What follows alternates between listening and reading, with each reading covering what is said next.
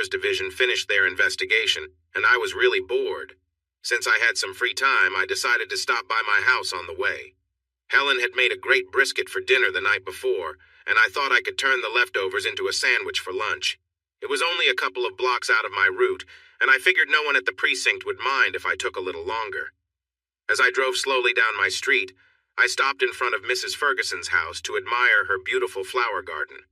She worked hard on it for most of the year, and it always looked amazing. Just as I was about to drive the last little bit to my own house, I noticed a man coming out of my front door. It was Mark Malchek, a guy from around the corner who worked from home. What was he doing at my house at 11:30 in the morning?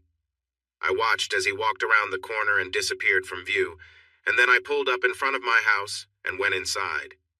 The house was quiet, but I thought I heard the shower running upstairs.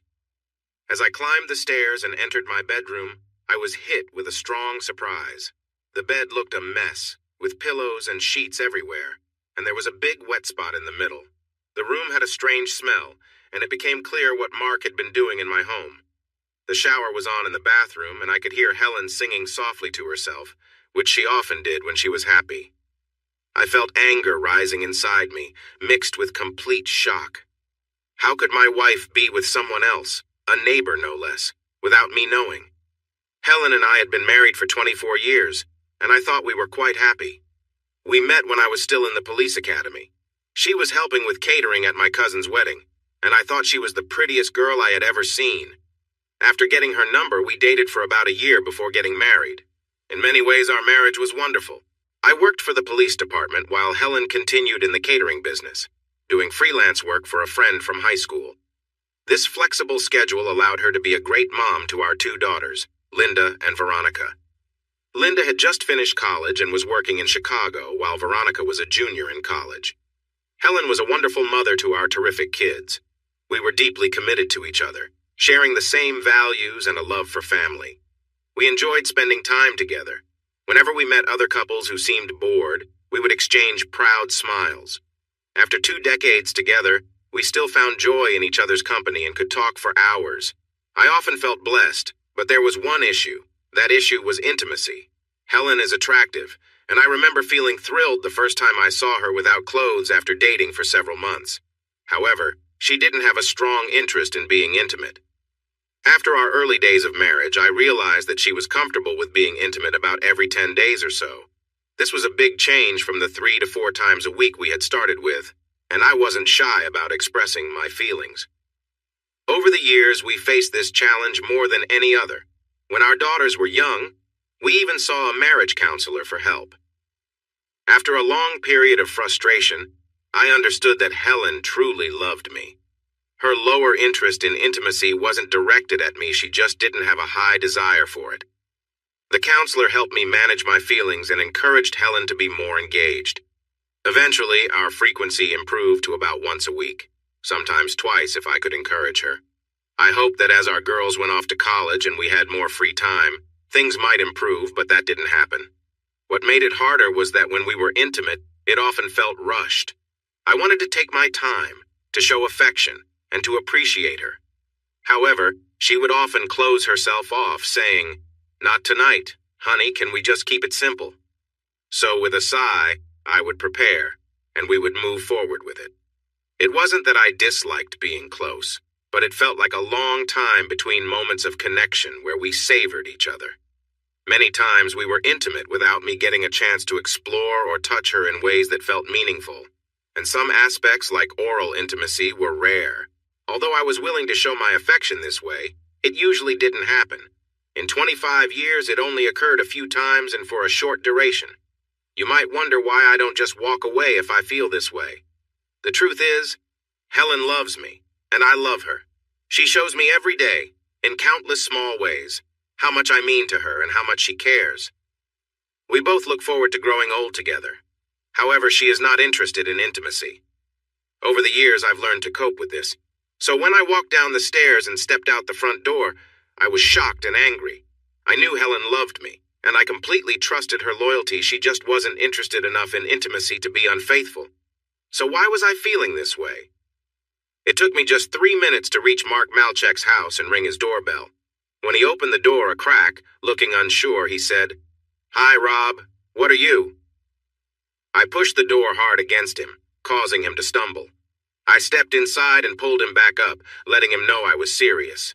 He looked scared and couldn't find the words to speak. I grabbed his shirt collar with one hand and gave him a few stern slaps. I was careful not to hurt my hand while making sure he felt my anger. I ended with a hard push on his nose, which made him bleed. I pushed Mark onto his sofa and watched as he struggled to breathe. I placed my hand softly around his neck. "Listen carefully," I said firmly. "I know exactly where you were this morning, and I'm not at all happy about it." He didn't say anything. He just looked at me with fear. "Now you're going to tell me everything I want to know and answer every question I have. Then you will clean yourself up and continue with your life, and you will never speak to Helen again. Do you understand me?" I tightened my grip a little to ensure he was listening, and he quickly nodded. Yes, Rob, I understand," he said in a shaky voice. He was completely intimidated. I released him and made it clear he needed to talk. He better not leave anything out, and he shared everything. He and Helen had been seeing each other for more than 2 months. I was shocked to hear he said she started it. At a neighborhood party on the 4th of July, she was very flirty with him when no one else was around. A few days later, she called him in the morning and asked him to come over to help her move something. When he arrived, she was dressed in a short robe and greeted him with thanks and a kiss. During the kiss, she wrapped herself around him, making it clear she wanted to be close. Before he could say much more than, "Are you sure we should be doing this?" They were in our bedroom, and her robe was off. He was staring at her, amazed. She quickly took off his clothes, and they spent a long time together. I wanted to know everything about their first time and what happened after. I was shocked to learn that she was very vocal and seemed to enjoy herself a lot. She even asked him to try different ways, saying she liked it that way. Mark told me he repeatedly asked her, "Are you sure this is okay? What about Rob?" He claimed she said she could keep it a secret from me. Since that first meeting, they had been seeing each other a few times a week, whether in my bedroom or at Mark's home. They tried many different things together. Once, he said she wanted him to tie her up, and she really enjoyed it. "This morning," he said, "when I arrived at her house, she opened the door wearing just a lacy black bra and some pearls. We went upstairs, and she wanted me to please her first for about 20 minutes. She seemed to enjoy it a lot. Then we tried another position, and after that, she helped me get ready for another time." As I listened to him, I couldn't believe it. The woman I thought I knew for 24 years seemed so different from the person he described. I asked, "One last question, and then you can go. Did she tell you about anyone else?" He didn't hesitate. "She hinted that a few guys were before me, but only mentioned one Joe something. Maybe Oberman or Olderman. He's a fireman. She said he ended it because his wife was starting to get suspicious. Joe Olderman. He and Stephanie had been our friends for years since our daughters were little. I felt a wave of anger wash over me. Both Helen and I were fortunate that I had the afternoon to cool down. I was lucky I didn't lose control. I knew it could have ended very poorly." By dinner time, I had managed to keep my anger hidden. Helen was cheerful as always.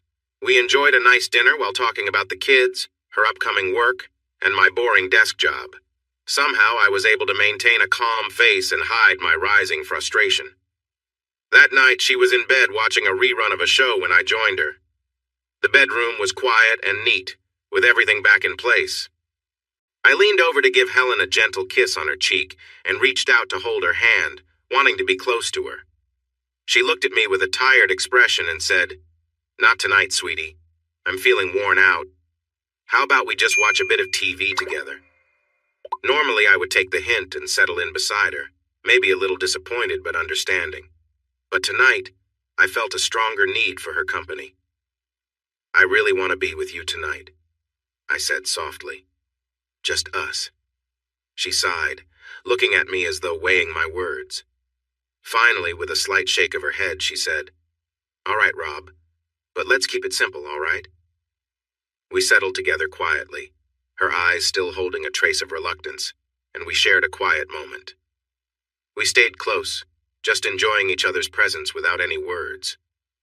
For a few minutes, there was only the warmth between us, and the steady, calming rhythm of simply being near each other. Eventually, I let out a deep breath, feeling a sense of closeness and release. After a moment, she gently moved, saying, "I think I'll go get ready for bed now." I gave her a small, reassuring smile. "Thanks for tonight," I said. She responded with a brief nod, her eyes softening a bit. As we drifted into a comfortable silence, I felt grateful for the shared peace, and I settled into the quiet, letting it wash over me. There was a lot left unsaid between us, but for now, the silence was enough. I'd never seen Helen look so distressed in all the years we'd been together. Without saying anything, I moved closer to her, letting the silence hang between us. She looked at me, frozen, her face showing a mix of fear and sadness. After a long pause, she took a deep breath, her gaze dropping to the floor. We were both quiet, lost in a tense moment that felt heavy with words unspoken. Eventually, she turned away slightly, her face tight with worry. I felt a pang of frustration and hurt as I watched her. This wasn't how things used to be. I knew the distance between us had grown over time, but standing there, I couldn't ignore it any longer. Trying to gather myself, I gently touched her shoulder, hoping she'd look at me. She turned slowly, her eyes filled with a quiet sorrow. We shared a moment of uncomfortable silence, each of us caught in our own thoughts. Finally, I broke the silence. "Helen," I said, my voice quieter than I expected. "I stopped by the house today around lunchtime. I saw someone leaving Mark Malchek." Her face shifted, and I saw a flicker of shock in her eyes. She opened her mouth as if to speak, but no words came out. After a moment, she looked down, her face pale, clearly struggling with what to say. We stood there, the weight of the moment pressing down on both of us. Neither of us spoke, but the silence said more than any words could. Then I went upstairs and heard you in the shower. I saw the bedroom, so please don't try to tell me I misunderstood the situation, okay? She looked down and I could tell she was embarrassed. She nodded without saying anything. "I don't know if our marriage can survive this." Her eyes widened in shock. "But if there's a chance, it starts with you telling me everything. I need the whole truth, do you understand?" Helen nodded again and began to cry. "I'm so sorry, Rob. I can't believe I did something so terrible." She stopped for a moment as her tears took over. "I just want you to give me another chance. I will tell you everything, but please promise you won't hate me." "All right then. Tell me everything about you and that guy. What happened, where, when, how long, how often, and why?" She cried a little longer, then wiped her face. "I never really noticed him until the July 4th picnic. After that, he seemed to be around a lot, getting me drinks or snacks. A couple of times when you weren't with me, he was a bit too friendly, making comments and touching my back. But I forgot about it until last week. He called and asked if he could come over for help with a recipe. He was making a special dinner for his new girlfriend. So he came over and we worked through the recipe. I explained some things to him and he was thankful. We had a coffee and then I started to feel strange. Before I knew it, he took me upstairs, removed my clothes, and did something very wrong." She paused, fresh tears falling.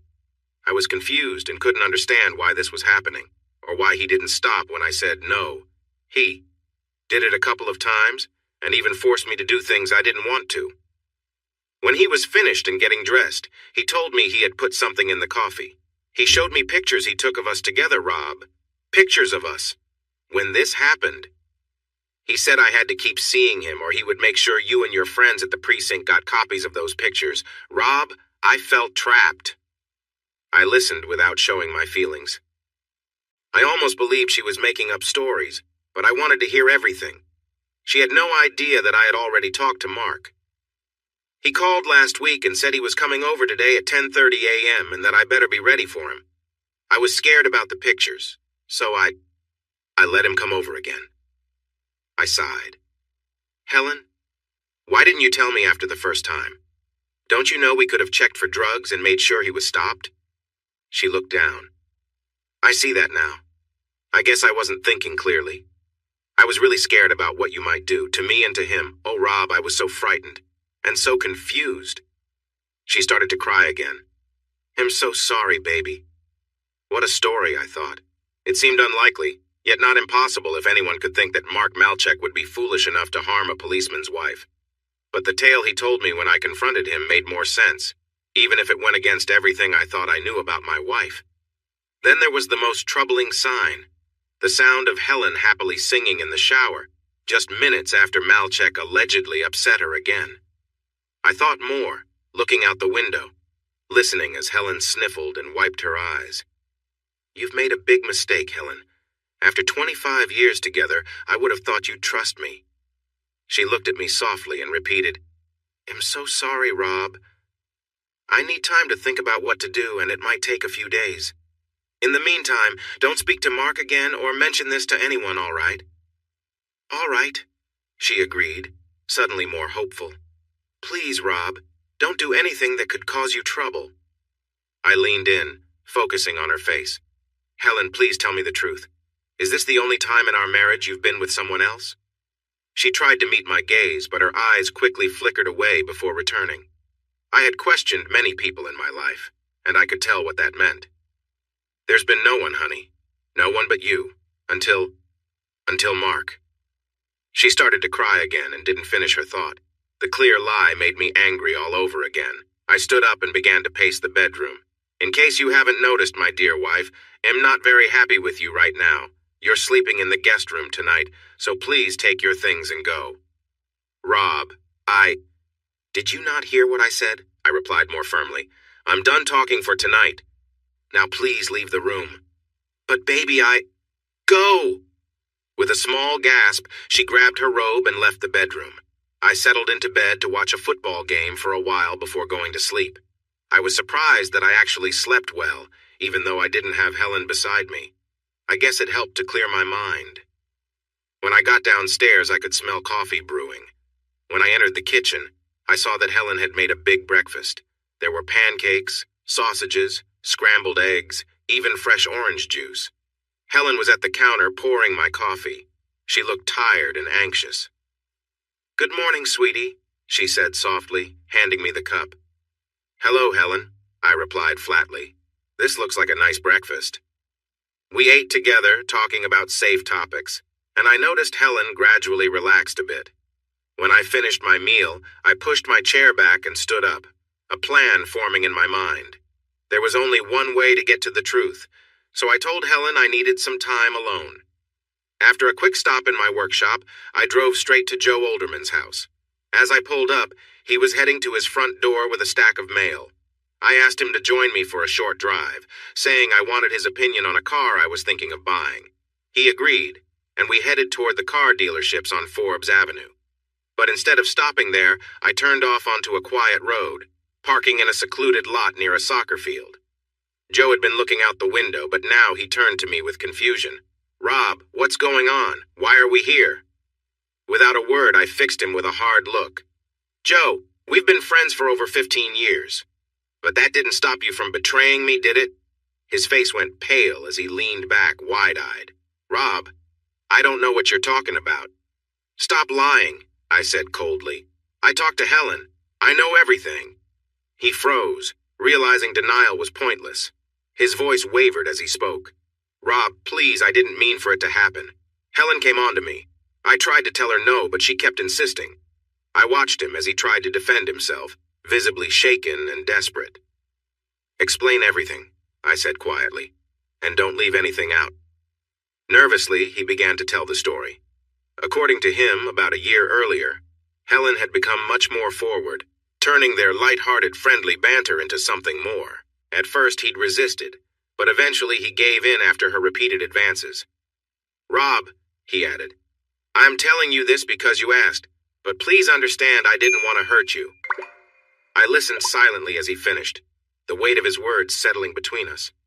She usually wanted to do things a certain way, and a few times, she had me tie her to the bed.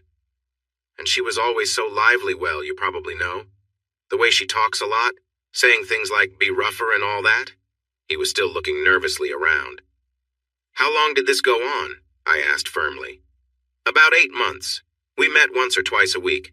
I was always afraid you might find out. Then Stephanie started to act really strange, like she thought I was being unfaithful. I finally told Helen we had to stop. That was last June. How did she feel about it? She was upset, but she agreed because she didn't want Stephanie to know. She even joked, "I guess I'll have to find someone else, Joe." Did you ever ask her why she was unfaithful? Yeah, a few times. Even at the beginning I asked, "Why do you want to do this?" What did she say? Nothing that made much sense. She said she loved you and that you were great, but she needed something more, that this was more exciting. I have to admit, it was the best I ever had. Do you think you were her first? No, she mentioned a couple of other guys. I didn't know them well. Just that one was someone she met while catering.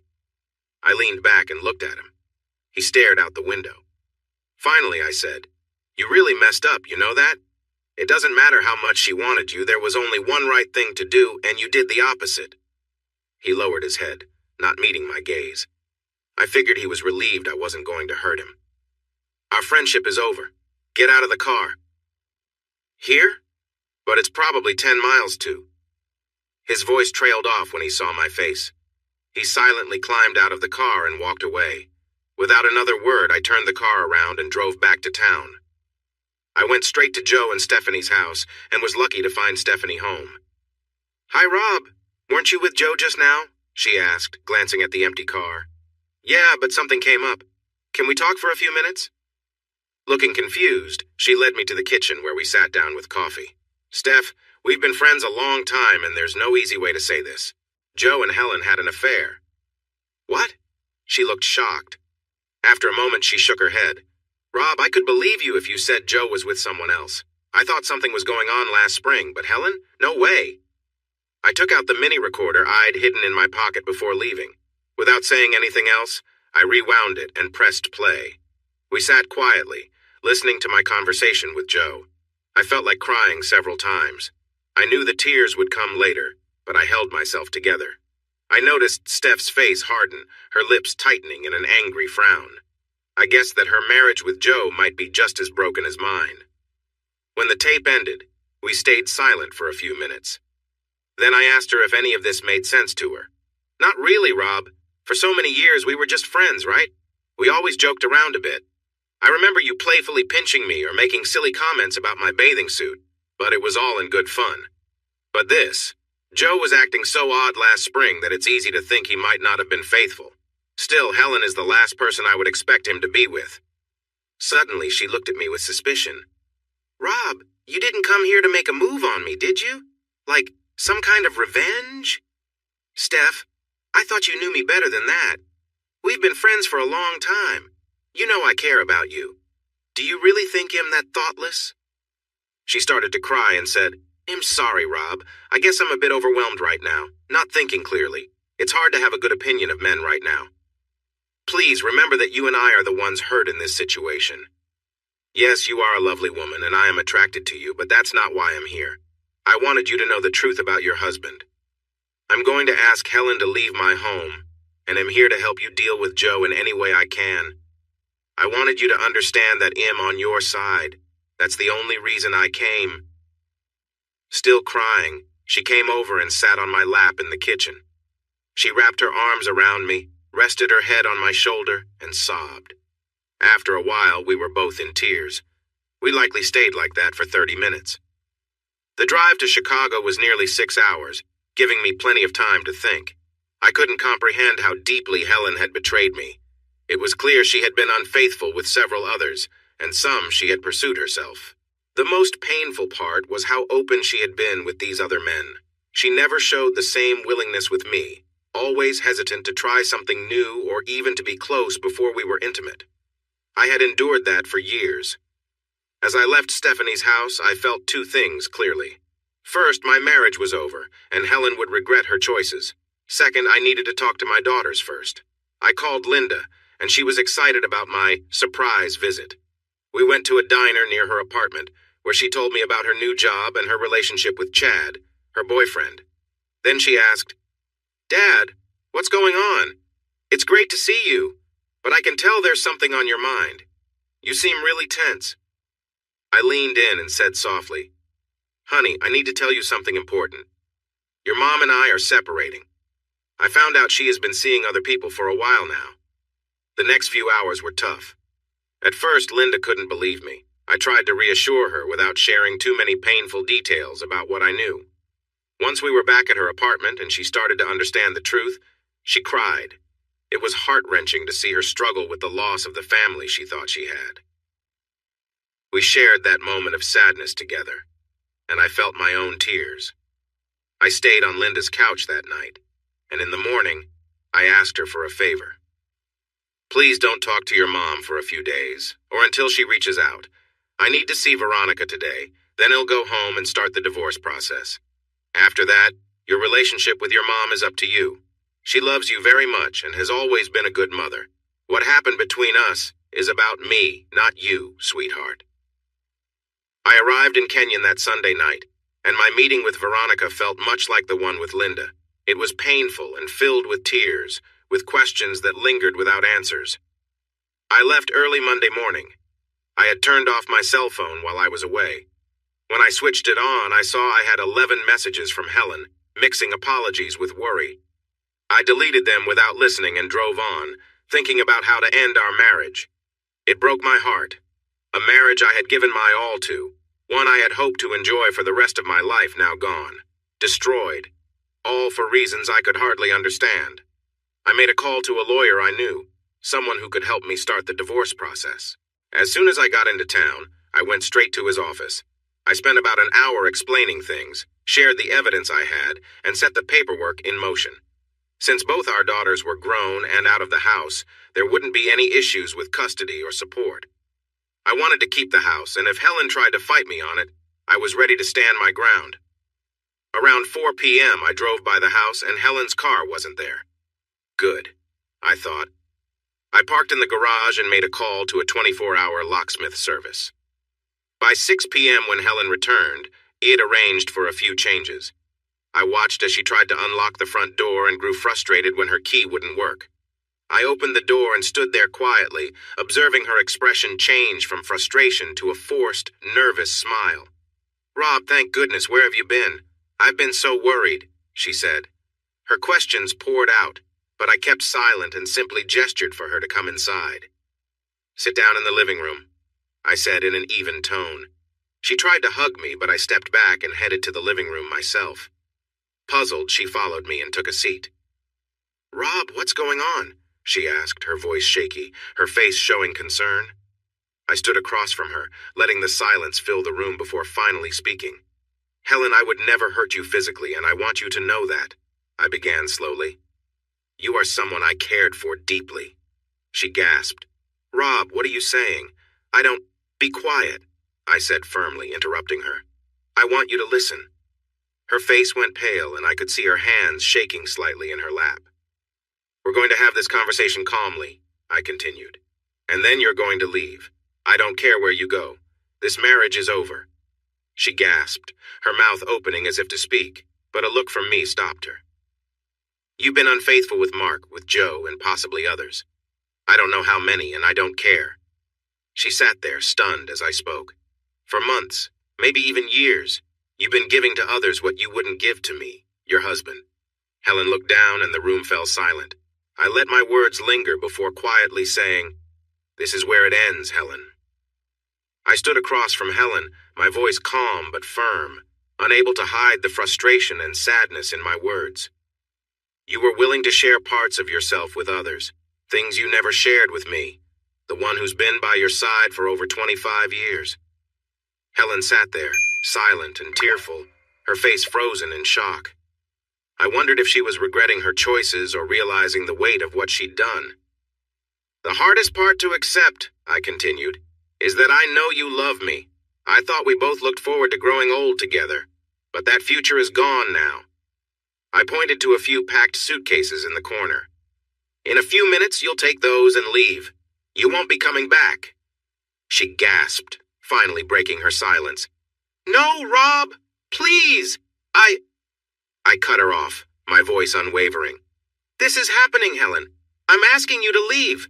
But before you go, there are a couple of things I need to take care of." I walked closer until I stood directly in front of her. She looked up at me, her eyes full of fear and sadness. I slipped off my wedding ring and dropped it in her lap. Then, I gently took her left hand and removed her wedding band, placing it beside mine. I kept the engagement ring, the one that had belonged to my grandmother. This ring stays with me. The wedding bands? Do whatever you want with them. They once stood for love and loyalty, but we know what they mean now. I picked up a glass vase from the table, a beautiful keepsake from our 5th anniversary, full of bright blue and green highlights. Remember this? We bought it in Venice, a symbol of how much we meant to each other. With a deep breath, I let go of it, watching as it shattered on the floor. Helen cried out, but I didn't look back. That symbol means nothing anymore, I said, my tone flat. I turned to the coffee table, where our photo albums lay, the one from our wedding and another from our years together as a family. I picked them up and tossed them into the fireplace. All our memories, everything we thought we'd share forever, I said softly, watching the flames consume the photos. I don't need these anymore, right, Helen? I bent down and poured lighter fluid on the albums, then lit a match and set them on fire. Helen suddenly rushed to the fireplace, shouting, "No!" I quickly wrapped my arms around her waist and pulled her back to the couch, where she fell into tears. We both watched as the flames destroyed the albums. I lightly touched the pocket where I had kept the pictures of our daughters that I had saved from the family book. Those memories were still very important to me. In just a few minutes, both albums turned to ash. Helen continued to cry, her face turned away from me. "All right, Helen, that's enough," I said firmly, clapping my hands. "The show is over, and you need to go." When she didn't move, I grabbed her arm and helped her to her feet, guiding her toward the front door.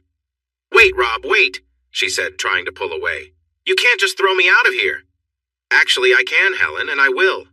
Her face showed her sadness and fear.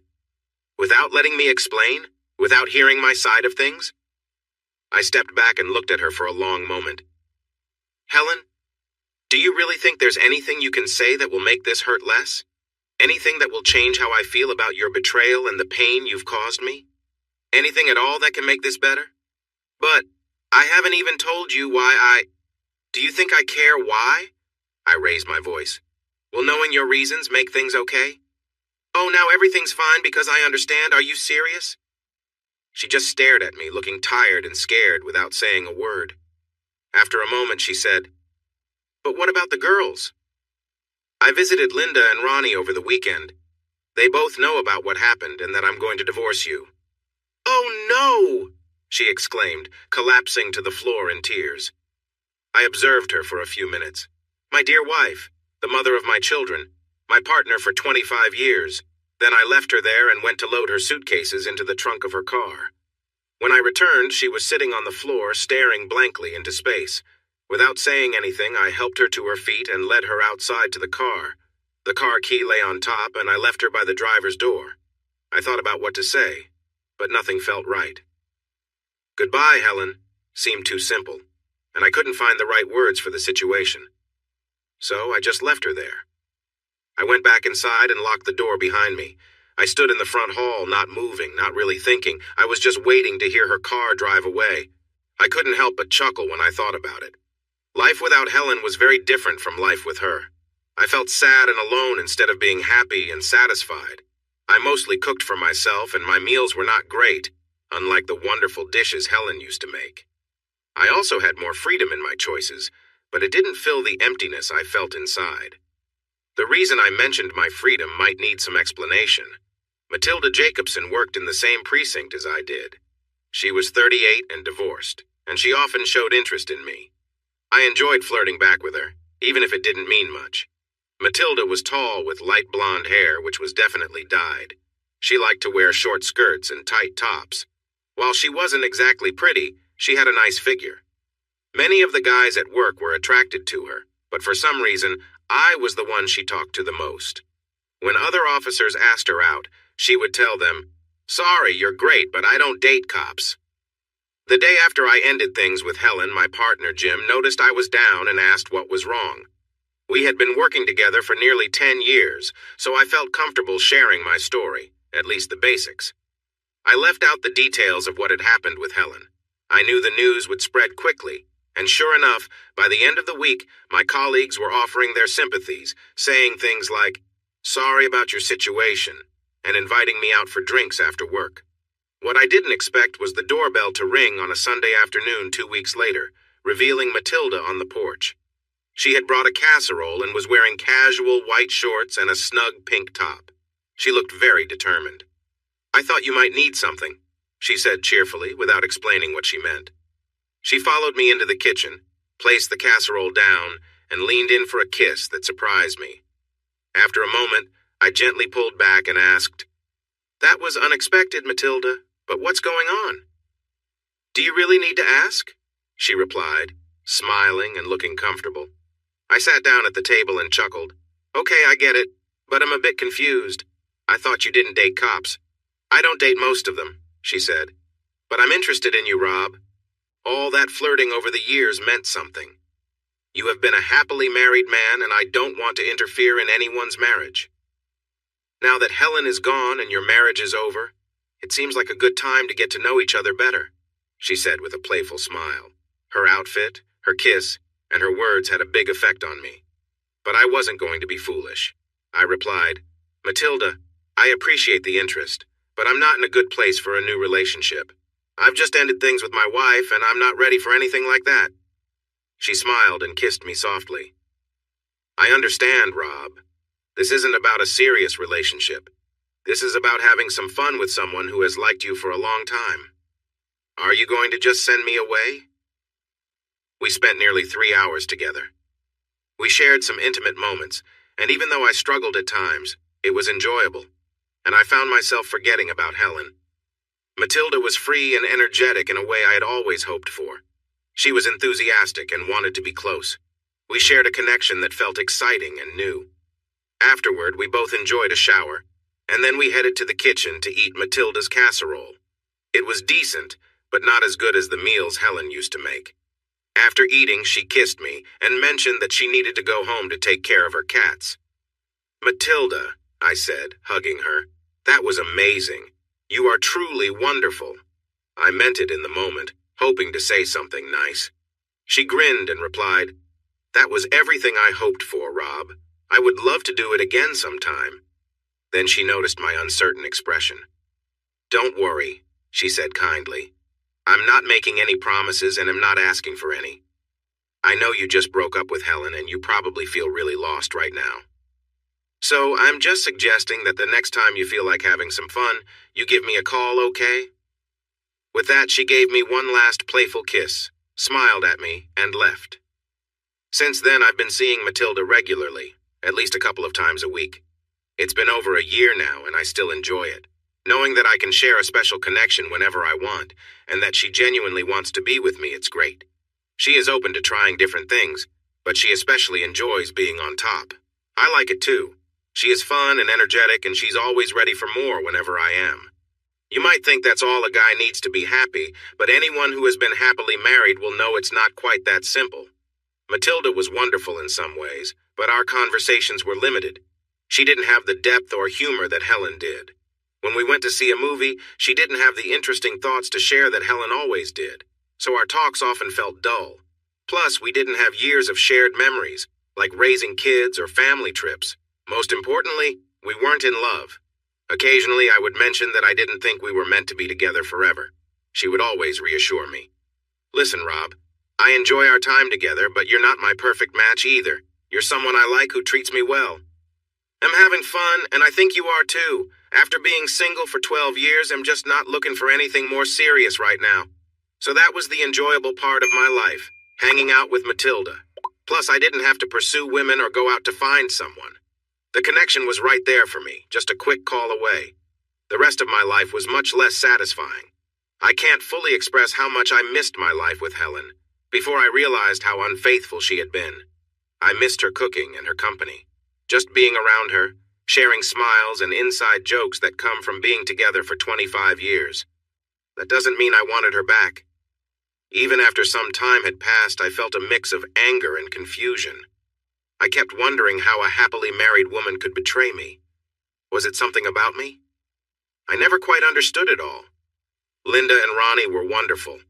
They were clearly upset, and I knew they were angry with their mother, but they still managed to be caring daughters to both of us. In fact, Ronnie was the one who helped save Helen's life. though I learned about that later. This happened on the Saturday after I asked Helen to leave. On Thursday, my lawyer served her with divorce papers saying she had been unfaithful. I didn't want to deal with any complicated issues. That Saturday night, Helen took a lot of sleeping pills. Then she panicked and called Ronnie for help. Ronnie quickly called for emergency services. They took Helen to the hospital, where doctors provided care, and she recovered after a scary day or so in the intensive care unit, with the girls resting in chairs beside her. A couple of weeks after Helen left the hospital, my daughters visited me for the weekend. On Sunday, before they left, they wanted to talk, which they had obviously planned. "Dad, Ronnie and I have a huge favor to ask," Linda began. "As long as it doesn't have to do with your mom, he'll do anything for you," I replied. They exchanged looks. "Well, Dad, it actually does involve Mom. She, tried to harm herself a while ago." "What?" I exclaimed. Linda explained everything. Then she said, "Here's the deal. Until you finalize the divorce, Mom is still on your health insurance. She has started seeing a therapist to help understand her actions. But if you divorce her, she loses her insurance and can't see the therapist. So, Dad, would you be willing to delay the divorce?"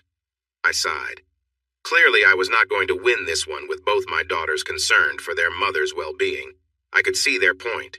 So my lawyer prepared a legal separation instead, allowing Helen to keep her health insurance and continue seeing her therapist.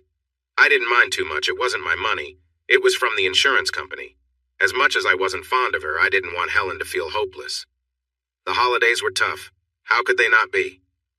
Thanksgiving and Christmas only reminded me of how our family had fallen apart. For Thanksgiving, we decided to have dinner with Stephanie Olderman and her kids. She had recently ended things with Joe, who was now living in an apartment. Their daughter Ariel and son Peter were friends of Linda and Ronnie, so we formed a small group at the table in Stephanie's dining room. But it just wasn't the same. Stephanie and the kids didn't cook like Helen used to. We all felt the absence of someone important and understood why. We tried to appreciate what we had, and parts of the evening were enjoyable. But on the drive back home, Linda, Ronnie, and I were quiet and sad. Christmas turned out to be even harder for me. The girls felt they should be with Helen since she had missed Thanksgiving with them. So I went to my brother's house to celebrate with him and his family. I love my brother and his wife, and their kids are sweet, but they are younger than mine. Still, I kept thinking about how different the holiday could have been without the troubles with my wife. By New Year's Day, I started to feel a bit better. It had been over 3 months. I was still here. I had a connection with someone, I kept my job, and I had my wonderful daughters and friends. I knew I would be okay. My friend Jim and his wife Patty were supportive. They invited me to dinner at least once a month, made me laugh, and helped me not feel too down about things. I knew they were upset with Helen just as I was, but we rarely discussed her. I regularly had meals with Stephanie, and in April, we explored a more intimate relationship. Unlike me, she didn't have a steady partner, and she was feeling lonely and a bit insecure. We talked about it for a while, whether we really wanted to mix our friendship with something more. In the end, it felt right, so we spent a weekend together at her place, and then a couple of weeks later at mine. But honestly, it wasn't as great as I hoped. Stephanie was attractive, but the strange situation made it hard for us to fully relax and enjoy each other's company. It felt uncomfortable, almost like being too close to a family member. After the second weekend, Stephanie said, "I'm glad we tried this, Rob, thank you. It made me feel wanted and not like just an everyday housewife. But I don't think I want to do it again. I value our friendship and think we'll be better off without the extra part." I agreed, and we decided to go back to being friends, supporting each other as she worked through her divorce, and I tried to navigate being single. The next holiday season a year later without Helen felt easier. Linda and Ronnie balanced their time between her and me. The girls and I still thought about the past, but we had fun together, and it felt more like a family. I think I was finally accepting being single for now. I even started considering dating again. I realized that Matilda and I did not have a real future together, even though I enjoyed our time. I started to think about whether I could find a true romance at my age, just a couple of years before I turned 50. Then, one spring weekend, Linda and Ronnie visited again, and I sensed something was about to happen. I worried that it wouldn't be good news. I was correct. It was about Helen. "Dad, She's starting to put her life back together and she wants to see you. Why would she want that? She knows how I feel about her. Ronnie sighed and sat next to me on the sofa, leaning slightly against me. It's about her therapy. It's going well, she says. Doctor. Oliva thinks it's time for her to talk to you to explain and apologize. I rolled my eyes. Explain? Why should I care about her reasons for what she did? Sorry, girls. I shouldn't have said that. But why should I care about her explanations? She hurt our family, nothing more needs to be said. I don't want to hear her apologies. The girls patiently told me that this talk wasn't for me, it was for Helen. She needs to acknowledge what she did, Dad. It's part of healing, I guess. Dr. Oliva said it's up to you whether to forgive her, but she wants to take responsibility. So I'm supposed to sit here and listen while she tells me she didn't mean to hurt me? No way. I stood up and left the room. But in the end, they convinced me. If you have daughters, you understand. I love them, and they still care about their mother, which is important. And it's tough to say no to them when they truly want something. On the second Saturday in May, at 2 in the afternoon, Helen's old car arrived in the driveway. I hadn't spoken to her or seen her for more than 17 months. I stood in the open front door watching as she took in the house and yard, remembering the place she had lived for nearly 20 years. When she saw me standing there, she paused, looking hesitant. Hello, Rob, she said softly. Hello, Helen. Why don't you come sit in the backyard? I had made up my mind not to let her see inside the house.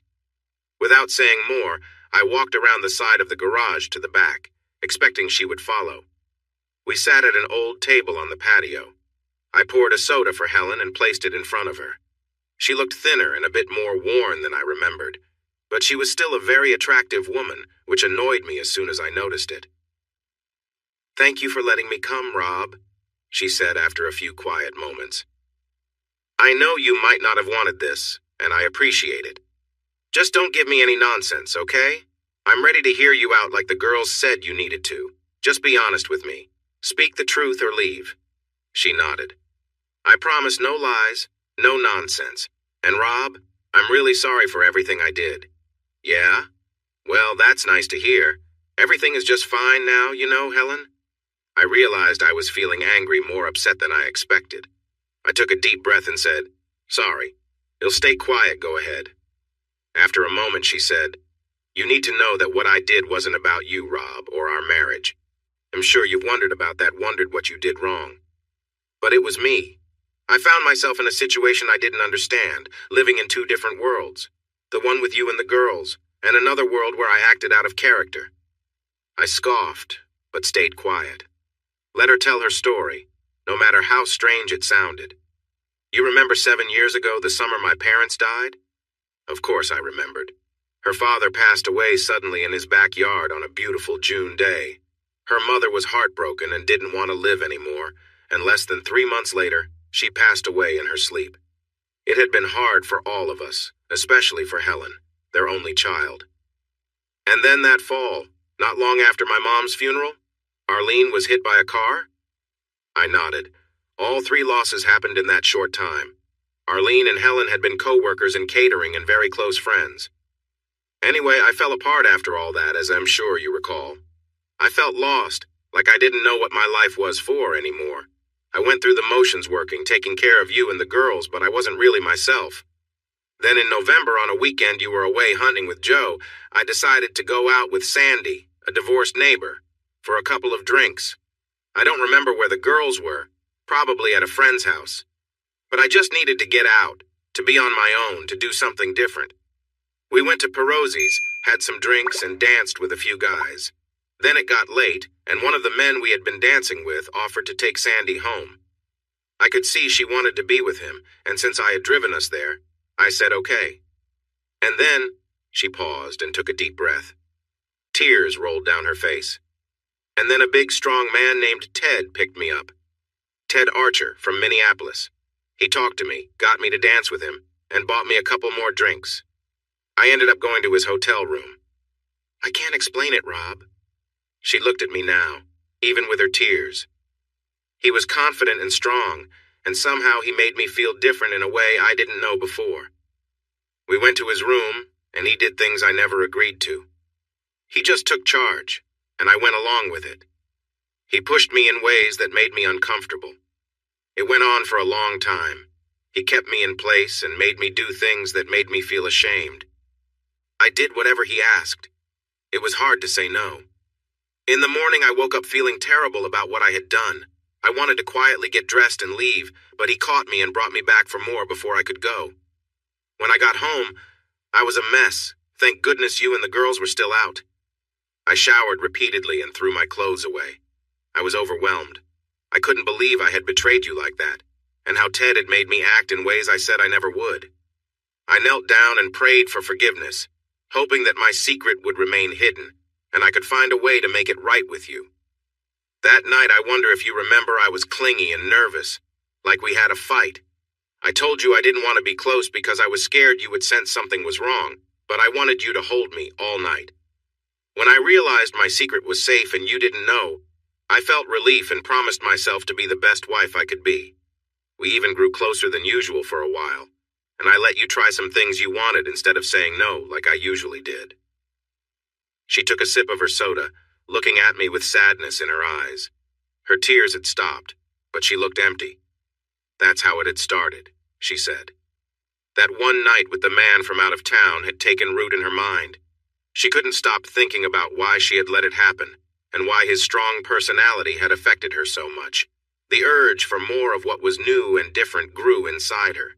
She fought the feeling for nearly 2 years, but when I was away visiting colleges with Linda and Ronnie, she gave in again.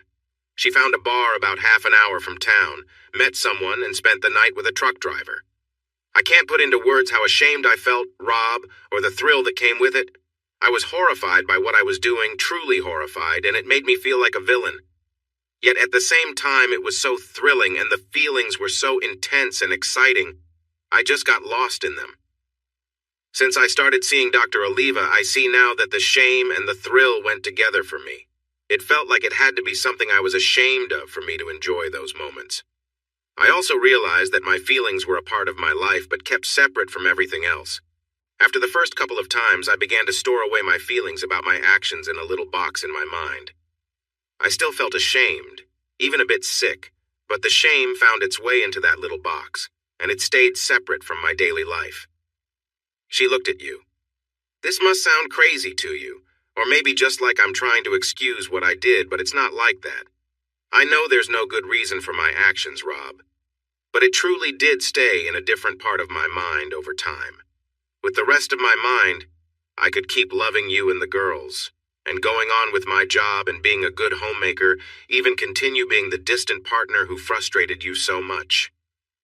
After her second brief encounter, she stopped resisting her feelings as much, and her connections with others happened more often whenever the girls and I were away. I think there were 6, or maybe 7, over 2 or 3 years. I've tried hard to remember, but am not quite sure. Then one of her clients from catering showed interest in her strongly, similar to how Ted had, and she began a relationship with him. It felt like my night with Ted, but it went on for nearly 6 months. We met once or sometimes twice a week, usually in the afternoon, and he just wanted to use me. He didn't hurt me, but he did what he wanted. After that ended, something changed inside me, I guess. But after that, I went on to find another partner, and another after that. Between the client and her most recent connection, Mark Malchek, there were 3 other men over a couple of years. One of them our old friend Joe. Helen discovered she didn't need to hold back. In fact, she took the lead more and more with each man, exploring things as she wanted. But the relationships were always wild and free, just the kind of closeness I had wanted with her, which she had always kept from me. I've thought about this a lot, Rob, and that must be the worst way I betrayed you. I am so sorry, finding out that I had. Helen looked tired and sad. The day had turned gray, and the wind was picking up. She had been sharing her feelings for a long time. Okay, I said after a moment. What now? I felt a mix of anger and sadness. I even felt a bit sorry for her, but I felt more sorry for myself. It seemed like she could read my mind. I can't imagine how hard this is for you and how much I've hurt you, she said. She gave me a small, uncertain smile. You're a good man, Many would have reacted much worse, not just ended things. She looked away into the backyard. Sometimes I wish you had been harsher, but I wouldn't want you in trouble for what I caused. Turning back to me, she continued, I know it's tough for you. I'm alone in my small apartment, missing the only person I loved. I feel empty and sad, and I know I brought this on myself. But you, Rob, I shattered our happy marriage into tiny pieces. It's not your fault. There's nothing you did wrong, and I can't fix it. I would do anything to make up for what I've done, but I know there's nothing that truly can. I'm really sorry. She was crying softly, and I wanted to tell her that she couldn't call me honey anymore. But I stayed quiet, knowing she realized that already. Helen cried for a little while, and I watched her. I wondered why I didn't have 100 questions for her, but nothing else came to mind. I definitely didn't want to hear more about her past actions. What I had learned was more than enough. Why did you choose Mark and Joe? I asked suddenly.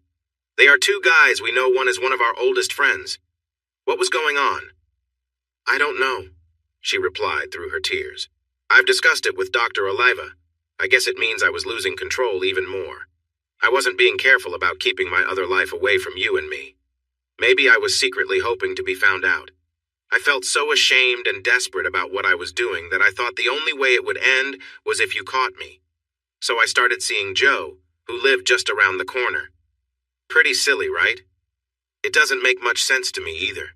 She continued crying, and I just sat there watching her. Finally, she calmed down and looked at me, managing a weak smile. Is there anything else you want to ask me, Rob? Or anything to say? You can still yell at me, tell me how awful I was and how upset you are about everything I've ruined. I stood up and began to pace on the patio. I don't see the point, Helen. Nothing I say or do can change things. You tossed a big problem into our marriage and it blew everything apart. That's it. And now it's been a year and a half. I'm not as angry as I was before, just sad, and maybe a bit bitter. I hope sharing your story helped you in your therapy, but honestly, it didn't do much for me. All that talk about living separate lives and keeping one boxed away, it sounds pretty complicated to me. She smiled faintly. I understand why you might feel that way. Dr. Oliva explained it to me. It's called schizoid sexuality. Can you believe it has a name? But if it sounds off to you, that's okay. I wasn't trying to make excuses for my actions, Rob. There are none.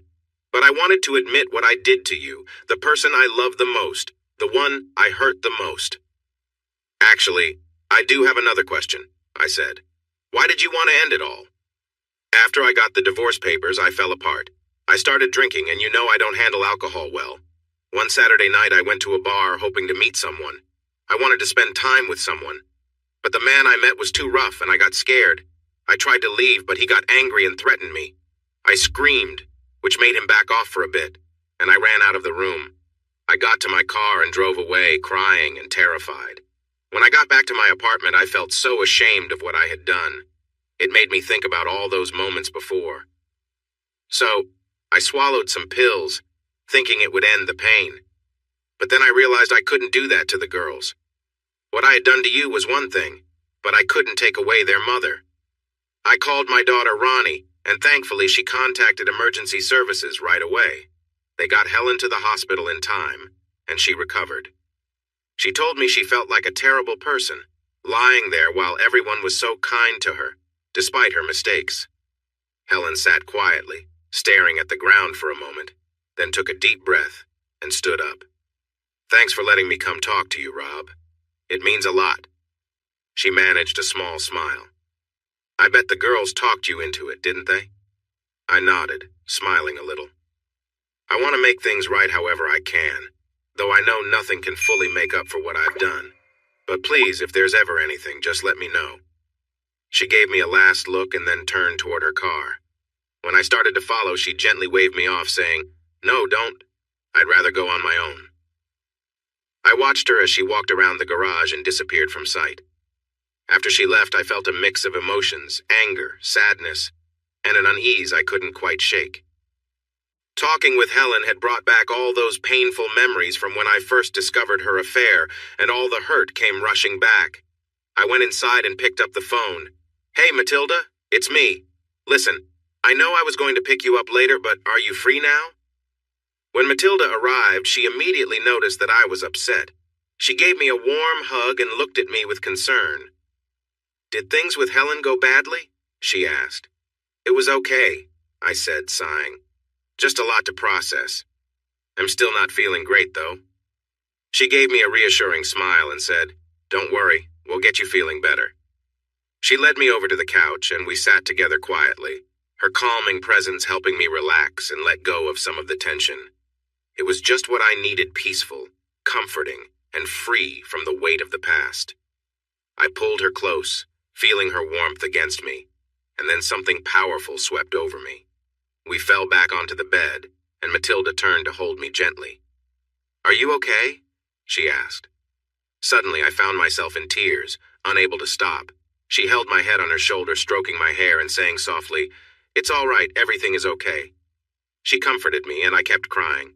After a while, I felt calm again and sat up against the headboard, keeping Matilda close.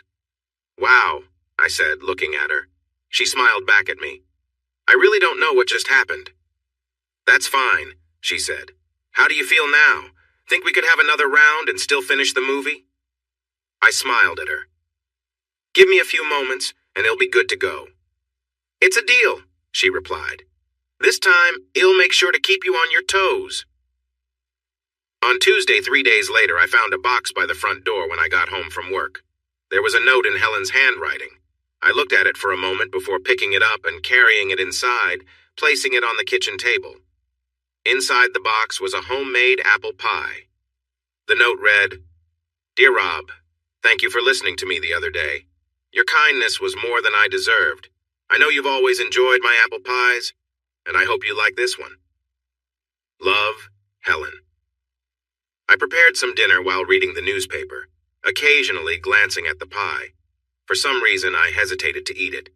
Finally, I decided that was silly. I went to the living room and turned on a game. Then I returned to the kitchen, cut a piece of pie, poured a glass of milk, and brought them back to the living room. The game was boring, and I turned it off after a couple of innings, but the pie was amazing. I ended up having 3 pieces. Helen's apple pie left me feeling more confused than I was on Saturday. I wanted to thank her, but I didn't want to talk to her. So I waited until early afternoon when she would be at work and called her apartment. It was the first time I had ever called there. I only had the number because Linda and Ronnie had given it to me. When the answering machine picked up, I said, "Helen? Hi, it's Rob. I just wanted to thank you for the pie. It was delicious. So, that's it. I guess thanks. Bye." It turned out to be fortunate that around this time I met someone I wanted to date. I thought it would be great, but it didn't turn out the way I expected. Her name was Leanne. I met her while working on a domestic violence case. Jim and I had to take a man out of his house. He was drunk and had harmed his wife. The neighbors called the police, and when they arrived, she was in the bathroom. When she finally came out, we saw the marks on her face. The man ended up spending the night in a cell, and the next day, a woman around 40 came to bail him out. Her name was Leanne, and she was his sister. She was tall, slim, had dark hair, and was divorced, as I learned later. She didn't have many kind words for her brother, saying, "But has family," with a sigh. I understood, and we talked while waiting for the bail to be processed. On a whim, I asked if I could buy her a cup of coffee. She looked surprised, but replied, "I don't have time today, but I'd like to have lunch sometime if that's okay." We planned to meet the next day at a diner just 2 blocks away. It turned out she worked in an office nearby. It felt promising. We had lunch and really connected. Leanne was charming, had a great sense of humor, and seemed to be interested in me. So I asked her to the movies that Saturday. However, when I told Matilda on Friday that I was busy that night and suggested we meet on Sunday instead, she got really upset. "You can't be serious," she exclaimed softly since we were in a quiet corner of the station. "I've been here for you for over a year and now you have a date?" I was confused. "But Matilda, you were the one who said—" She interrupted me. "I picked you up when you were down, helped you get back on track, and you said I brought you happiness." She continued for a bit, and I waited until she took a breath. Then I said, "Matilda, I'm sorry, but you said from the start that you didn't want anything serious, just a casual arrangement." "Calmer now," she asked. "Can't a girl change her mind? We've spent a lot of time together. Didn't you notice I care about you?" I had to tread carefully. "Honestly, Matilda, You're amazing, a great woman, but I thought we were just friends. I didn't see us as anything more. The idea of a real romance, let alone anything serious with Matilda, was hard for me to imagine, but I didn't say that. Even the kind way I put it didn't seem to help. I understand your point, she said, upset. So you're only interested in fun? Well, guess what you're not getting any more from me. I'm done being in your bed, and you can count on that. She turned away and walked off. That was tough to hear, but at least I knew where I stood. I would miss some parts, like the closeness, but I wouldn't miss her cooking or be sad about her company. So I went out with Leanne on Saturday, feeling ready to start fresh. After a few weeks, I realized lucky wasn't the right word for my situation. Leanne was quite reserved. She made it clear that we wouldn't be getting closer until we were engaged. Plus, she liked to take charge. Her idea of fun was telling me where to put the dishes in my kitchen, complaining about my car's age, and suggesting better restaurants than the one I had chosen for us. After 4 dates, I decided to end things with Leanne. I never regretted it, even when she called me a few times, the last one being pretty upset. I couldn't understand how someone would marry her in the first place. The following weekend, Jim and Patty invited me to dinner, and to my surprise, Patty's younger sister Barbara joined us. I thought it might be a setup, but we all enjoyed a nice evening together. On Monday, I joked with Jim about it. He looked a bit guilty but couldn't stop laughing. "It's not my fault, Rob," he said, still chuckling. "Patty knows you're dating again and wants you to meet Barb." I found Barbara attractive and was open to the idea, but I felt cautious. What if we don't get along? I don't want to look bad in front of Patty. Jim reassured me, saying, "Patty said she only wants you to give Barb a chance. She promised it wouldn't be a problem if things didn't work out." I decided to take a chance. I called Barb and asked her out for dinner on Saturday. We had a nice, easygoing time, and when I dropped her off, I thought a simple goodbye was all that would happen. But she smiled and said, "Would you like to come in for coffee? It's still early." I hesitated for a moment, then agreed. She made some coffee, and when she returned, I was surprised by her outfit. We ended up having a lovely time together, and I felt a connection growing between us. It wasn't an amazing experience like Matilda's, but I still had a good time. Afterward, I picked her up and carried her into the bedroom, and we enjoyed each other's company. We fell asleep for a while, but she woke me up and we spent some more time together in the night. The last time was early in the morning, after which she made bacon and eggs and sat on my lap while feeding me. I drove away feeling tired, confused, and happy. Our time together had been fun, and it seemed like there could be more whatever I wanted. Barb was full of energy and attractive. Even though I hardly knew her, I liked the idea of getting to know her better while enjoying more time together. But soon I started to understand why Barb was still single at 44, even though she was lovely. On our second date, we went to the movies and then back to my house, where we spent the night like before. The next morning over breakfast, Barb started dropping hints that she wanted to move in with me. She mentioned how a woman's touch would improve my place, asked about my dinner preferences, and complained about how small her apartment was and the high rent. I was too surprised to say anything, so I wisely kept quiet. But by our third date, she was talking about marriage. She wanted to know when I would introduce her to my daughters, saying it was important to have a good relationship with them. This was moving way faster than I was ready for. Marriage? I had only spent 3 nights with this woman. When I gently pointed that out, things went downhill. First, she didn't understand my hints, so I decided to be more direct. "Barb, I feel like things are moving too fast for us. I like you, but I'm not ready to think about marriage again." She gave me a cold look and said, "Why commit when you can have everything for free?" "No, Barb, if you weren't ready for marriage, why have you been with me each time we meet? What's that about?" "Barb, I think we're both..." "No, you're just another guy who thinks with his impulses. You just want to get a girl interested, not caring about what she feels." And suddenly, she broke down in tears at my kitchen table, hiding her face in her hands. I tried my best to comfort her, but she remained upset and didn't want to talk. In the end, I drove her back to her place, where she slammed the car door and went inside. Feeling confused, I went home and called Jim. "Is your sister-in-law acting strange, or is there something wrong with me?" He laughed. "Let me guess," he said. "You had some fun on a couple of dates, And suddenly she starts talking about engagement rings, places to travel for a honeymoon, and plans for the future. Am I right? Absolutely, my friend. Has this happened before? Yes, it has. Patty and I thought about giving you a heads up, but we decided to let things unfold naturally. Barb tends to get a bit too excited, and it has scared off more than a few guys. It's too bad because she is a nice person. But based on past experience, Rob, she probably won't want to talk to you anymore. You're in the past now. Well, I said, I'm okay with that. That was one intense conversation. She was fun, but saying she rushed things a little doesn't even cover it. So, are we good? Will Patty be upset with me now? Not at all, Rob. You gave it a try, and that's all she could have asked for. As the weeks passed, my luck with dating didn't get any better.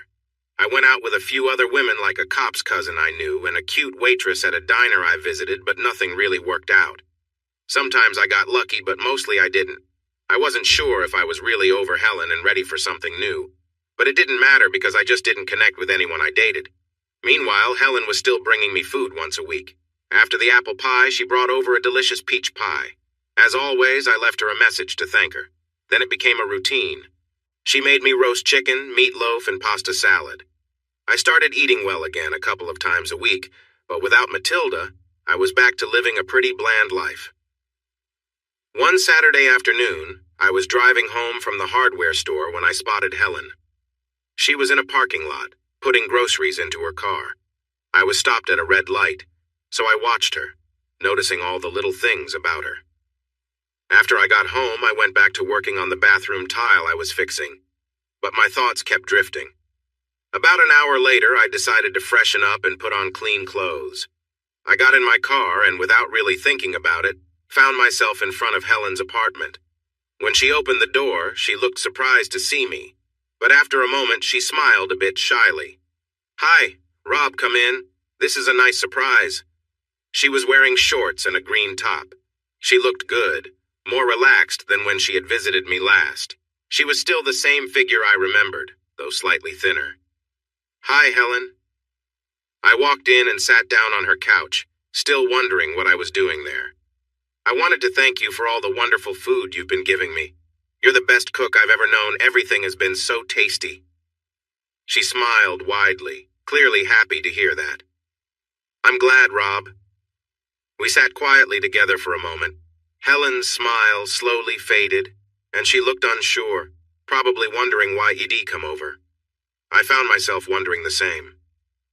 "Helen," I said, breaking the silence, "thank you for the meal. It was thoughtful." She smiled, though it looked a little shy, and nodded.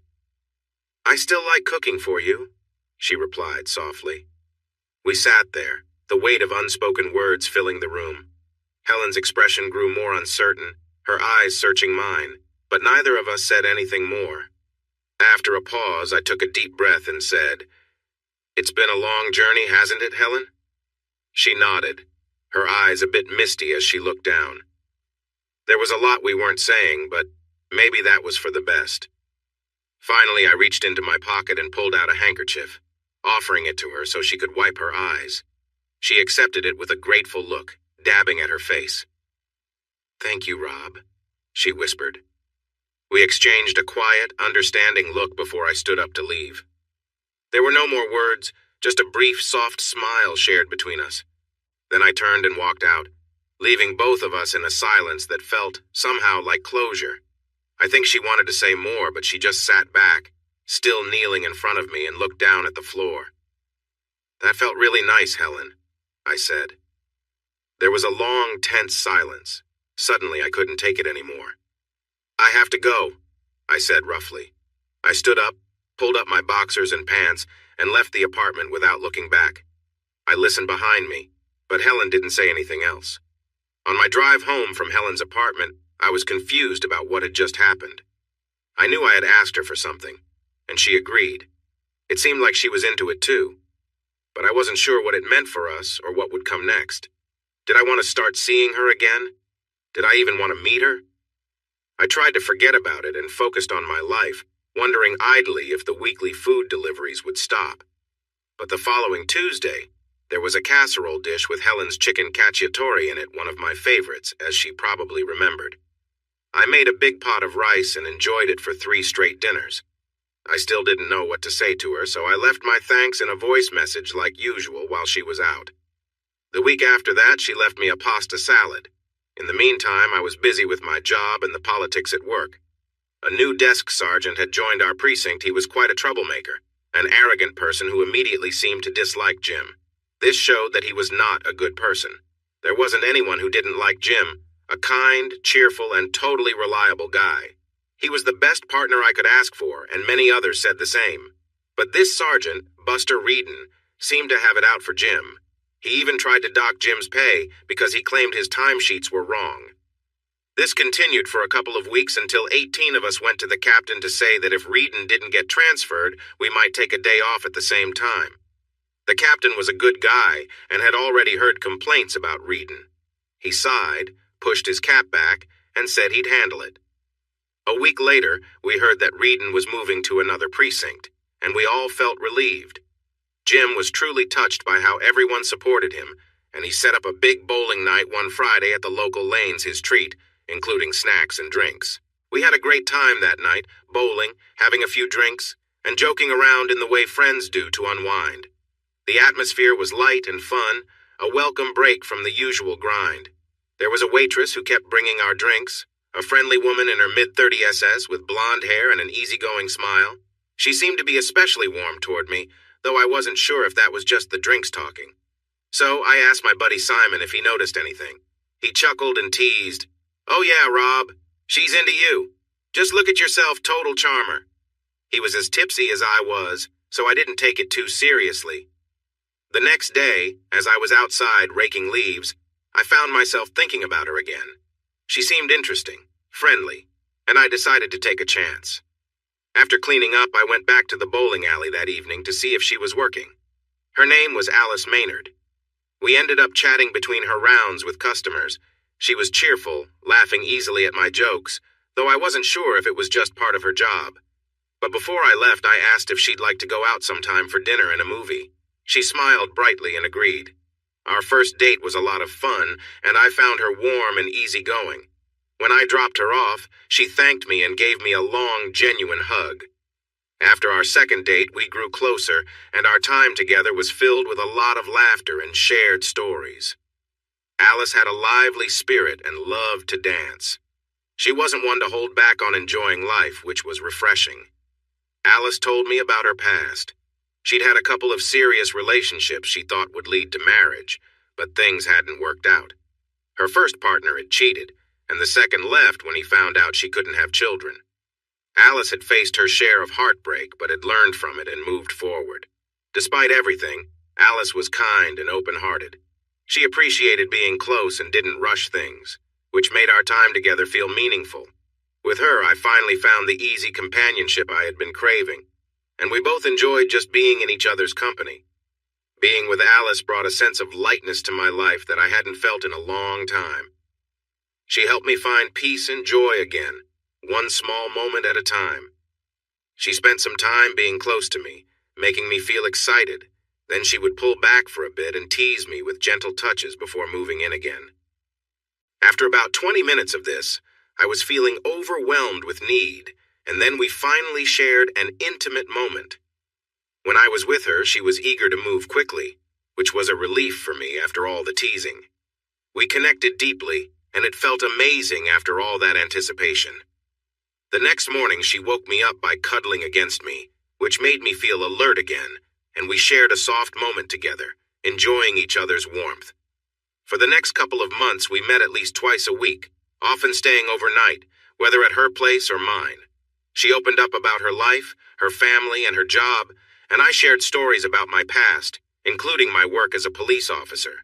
She liked the idea of dating someone in law enforcement, feeling safe and cared for. I was a bit older, but that didn't seem to matter to her. I once shared my worries about our age difference, and she responded playfully, saying that age is just a number, and that I felt good to her. Those first few months were filled with excitement. Getting to know someone new brought back memories of when I was first married.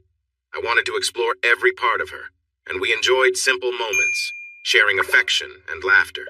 We often took our time to connect, focusing on the enjoyment of each other's presence rather than rushing. It was about savoring the experience and feeling close.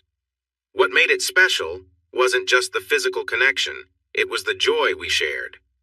I had a different kind of connection with Melinda, which was more about the thrill. But with Alice, there was a real bond. She may not have been the best cook, but her energy and positive outlook on life lifted my spirits.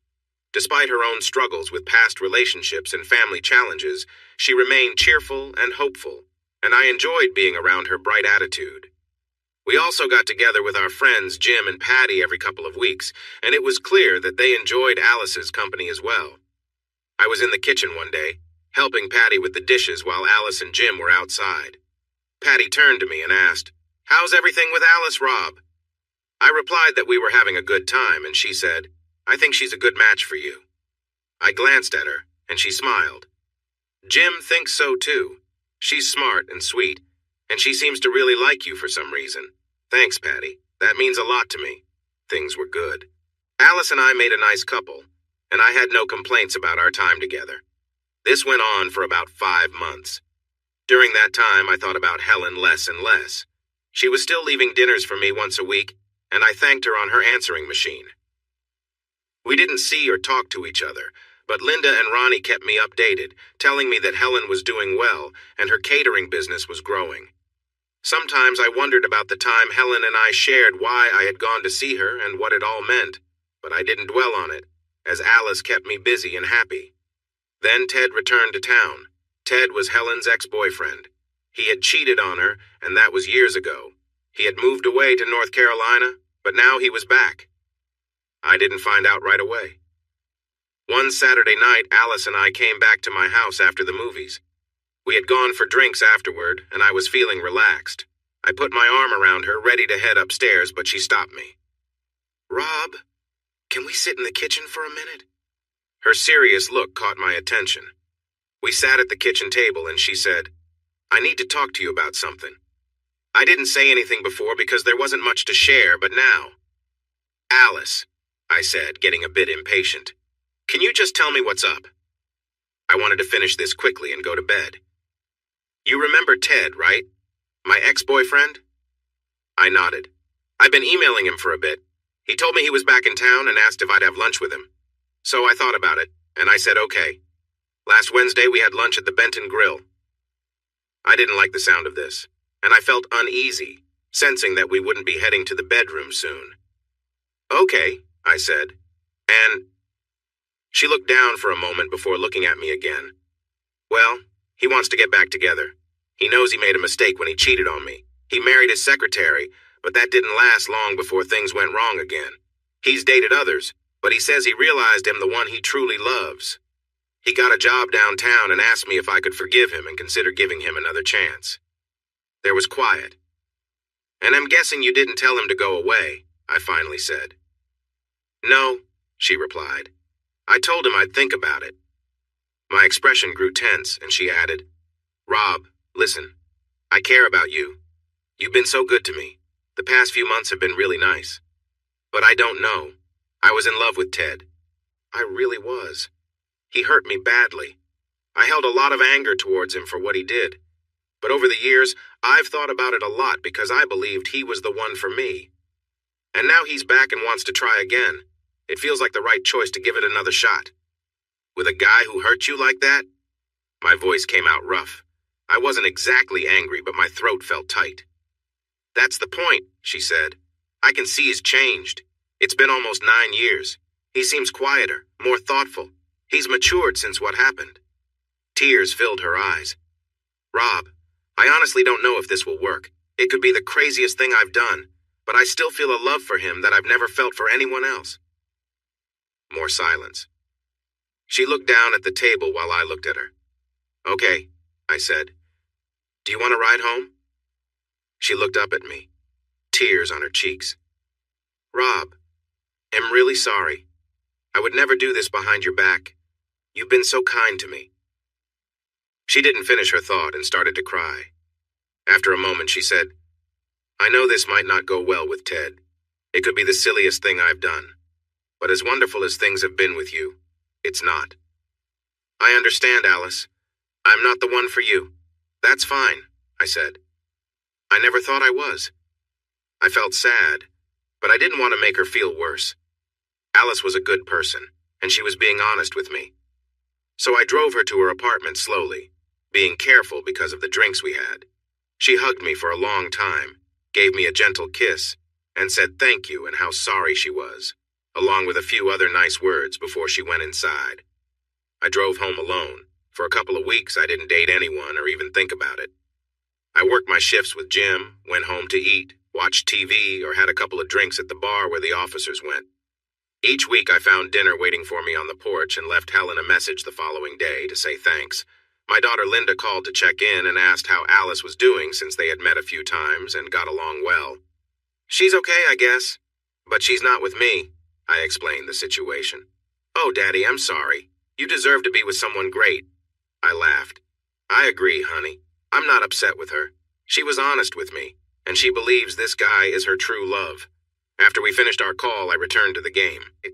A little later, while watching a car ad, a thought crossed my mind. And who is your true love, Rob? I knew the answer, but it didn't make me feel any better. On Tuesdays, Helen always brought me dinner.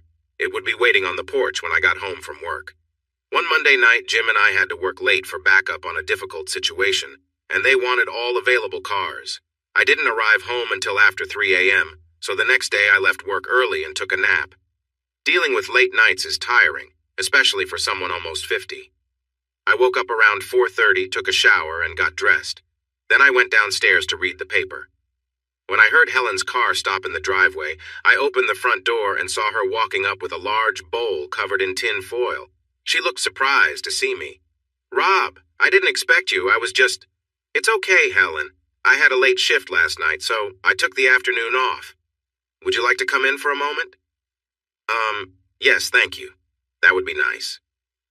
I held the door for her as she entered the kitchen. She looked nice. Her hair was tidy, and she wore a pretty blouse. She had a lovely scent, too. She smiled and said, I made paella with shrimp, chicken, and sausage. Sounds wonderful, I replied, taking the bowl from her and placing it on the table. Can I get you some coffee? Unlike me, Helen could enjoy coffee any time of day. For me, it would keep me awake half the night if I had it in the afternoon. Warily, she answered, Yes, thank you. I brought her a cup along with milk and sugar, remembering how she liked it. She watched me the entire time, saying nothing, just following my movements with her eyes. I wondered if this felt strange to her, us sitting in the kitchen like we used to, something we hadn't done in the last couple of years since I found out about her affair. I started talking about the kids, Linda and her latest boyfriend, Ronnie's plans after college. Gradually, she seemed to relax. Ronnie was finishing his accounting degree and wanted to move to a big city, maybe Chicago, to be near Linda, or perhaps LA or San Francisco. I thought she could make her own choices. While Helen didn't fully agree, she expressed her worry about Ronnie being alone on the West Coast. I couldn't help but keep looking at Helen while we talked about our daughters. She looked so good, and it felt strange to be sitting there together, as if our family hadn't been broken apart, as if she hadn't played a part in it. Helen, would you like to spend some time together? I asked softly, without getting up or moving closer.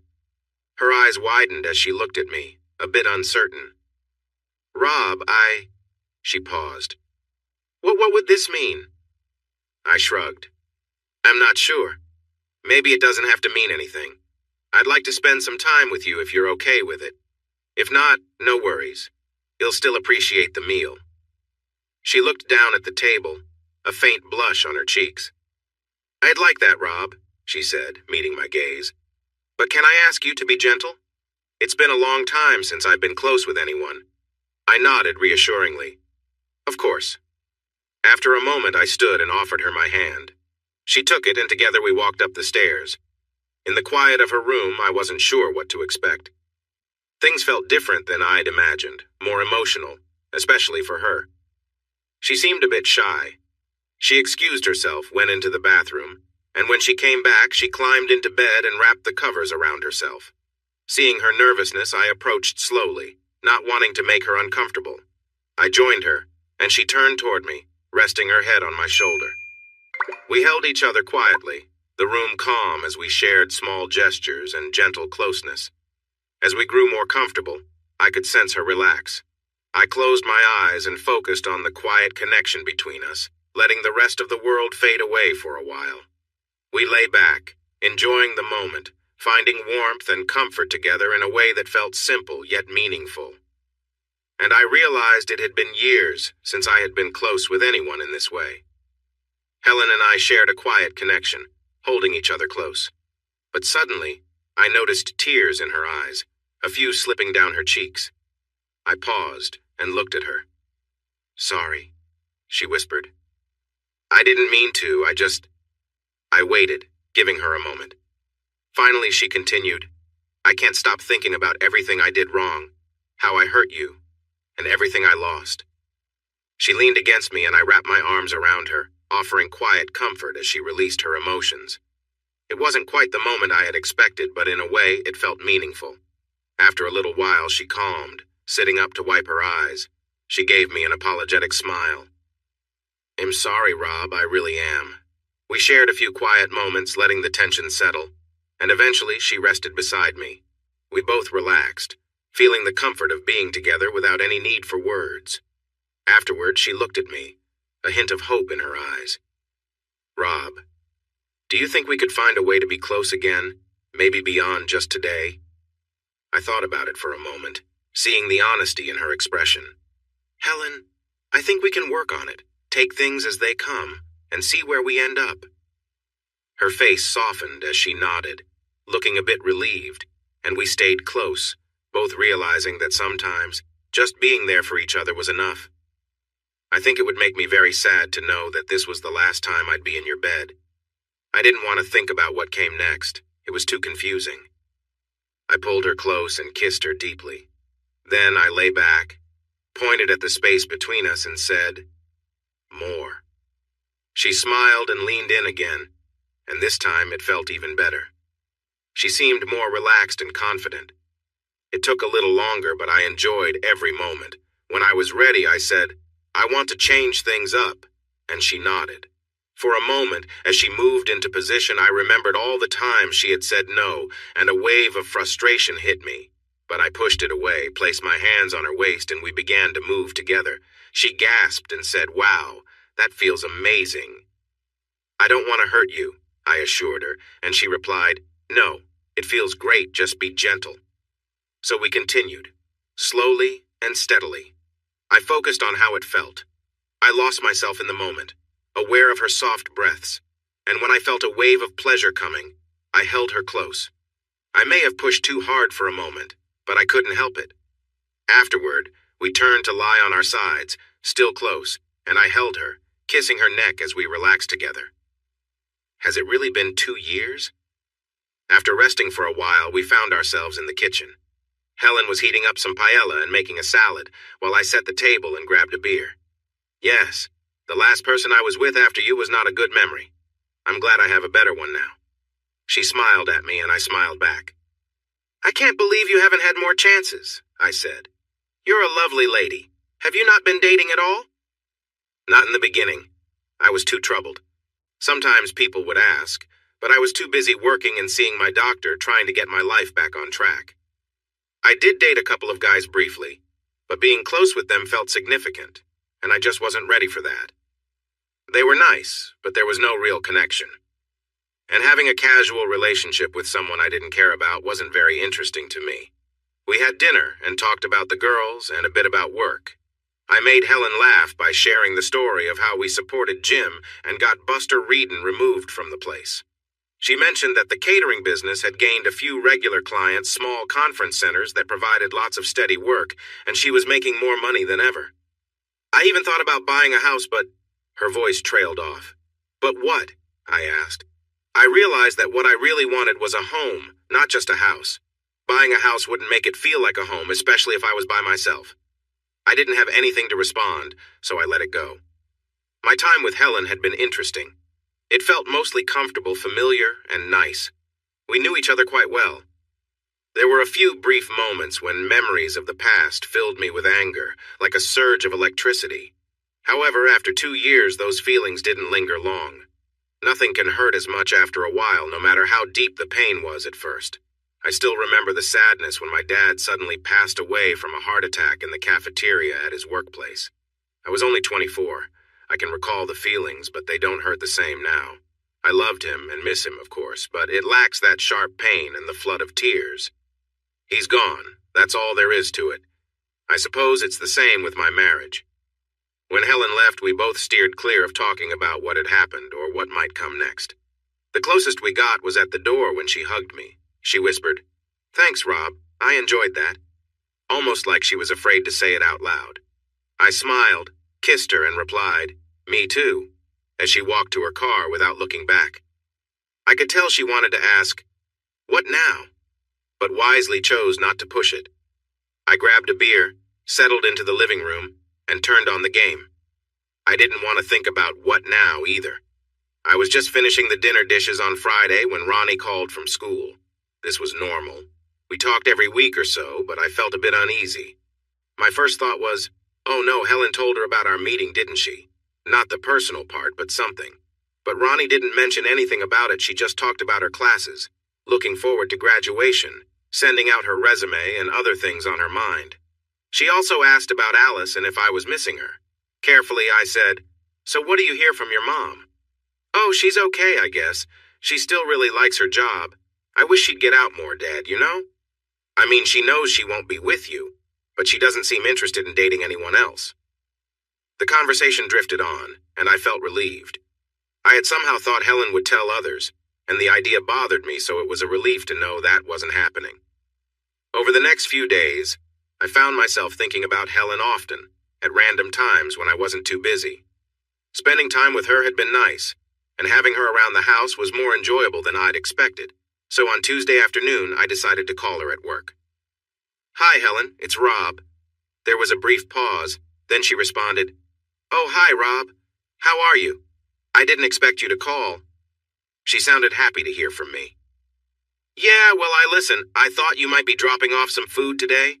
Why don't you come a bit later and we can have dinner together? I can be home around 5:30 or so." "That sounds wonderful," she replied. "I have a shepherd's pie ready, and I'll make a quick salad before I head over." We chatted for a minute before hanging up, and I realized I was genuinely looking forward to seeing her, not just for the food. I left work a little early to get home before Helen arrived. I set the table and tidied up the kitchen before the doorbell rang. When I opened the door, she looked nice, not dressed up, but her hair was styled, and she looked happy to be there. Having a beer, want anything?" I asked as we brought the food to the kitchen. "A Diet Coke, please, if you have one." I poured her a glass, and we shared a quiet toast, both smiling. She started telling me a funny story about a mix-up at work involving her friend Gloria and some salads. I wasn't fully paying attention, more focused on watching her and noticing the familiar expressions and gestures I remembered so well.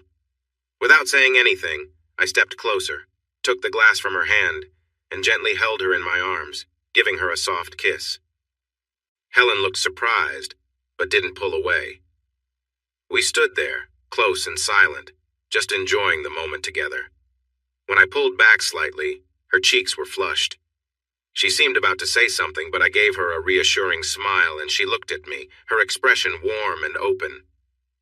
We shared a quiet moment, both feeling the comfort of the familiar, enjoying each other's company in a way that felt natural and unhurried. After a moment, her face softened, and she placed her hands in my hair, pulling me closer for another gentle kiss. We stood there quietly, wrapped in each other's embrace, sharing a rare moment of closeness. As her breathing quickened, I noticed her excitement, but instead of rushing, we kept things tender and simple. I could feel her warmth as we enjoyed this quiet connection, taking a break from the outside world to simply be together. Without a word, we shared these moments, just happy to be in each other's presence. We laughed softly at times, recalling shared memories and letting the mood stay light and comfortable. Eventually, I helped her up to sit on the counter, where we continued to share more moments of closeness, laughing together as I reminded her of the fun we used to have. She smiled, her eyes sparkling with a warmth I hadn't seen in a long time, and we simply stayed close, grateful for the quiet comfort of being together again. As we lingered there, it was clear we were both content to let time slow down, sharing a simple yet meaningful moment without any rush. It was a reminder of how easy things could feel when we both let down our guards and enjoyed the little things. Without a word, I lifted her gently and carried her into the living room, where I set her down on the soft rug. We held each other closely, sharing a quiet moment of closeness and warmth, with a sense of excitement and energy filling the room. Laying together, we laughed and talked softly, enjoying each other's company in a relaxed and comfortable way. We spent time just being close, sharing stories and small gestures, feeling at ease in each other's presence. It was simple but felt special, as if we were reconnecting in a way we hadn't done in a long time. After a while, we lay side by side, resting in peaceful silence. She gave me gentle kisses on my cheek, and we both closed our eyes, simply relaxing together. After a time, she smiled and asked if I'd join her upstairs. We went up to the bedroom, where she kindly suggested I lie down and relax. She began giving me a soothing massage, gently working on my shoulders and back, easing away any tension. I closed my eyes, letting her calm and caring touch relax me completely. She took her time moving down my arms and back, letting the quiet atmosphere work its magic. As she continued, she focused on different areas, making sure I felt fully at ease. It was a peaceful, thoughtful gesture, and I appreciated her care and attention. We stayed like that for a while, enjoying the calm and quiet together. There was no need for words. The comfort and connection were enough, creating a moment that felt warm and genuine. After some time, I began to feel restless, shifting slightly as I lay there. Helen could sense my energy, so she gently rolled me onto my back with a soft smile. She leaned down to give me a quick, light kiss, her eyes bright with warmth. When we settled again, we held each other quietly, enjoying the closeness. Helen rested her head on my shoulder, but kept looking at me with a thoughtful expression. After a moment, she spoke. "What we shared just now, that was something I wanted to give to you. It wasn't something I learned from anyone else. It just felt right." Her words surprised me, but I could see she was sincere. I smiled at her, feeling a sense of ease between us, and she looked happy, relieved even. We shared a soft, comforting kiss, then lay together peacefully, drifting off to rest. Over the next few weeks, our quiet Tuesdays together became a routine. Helen would bring over dinner, we'd talk, enjoy each other's company, and then she'd head home.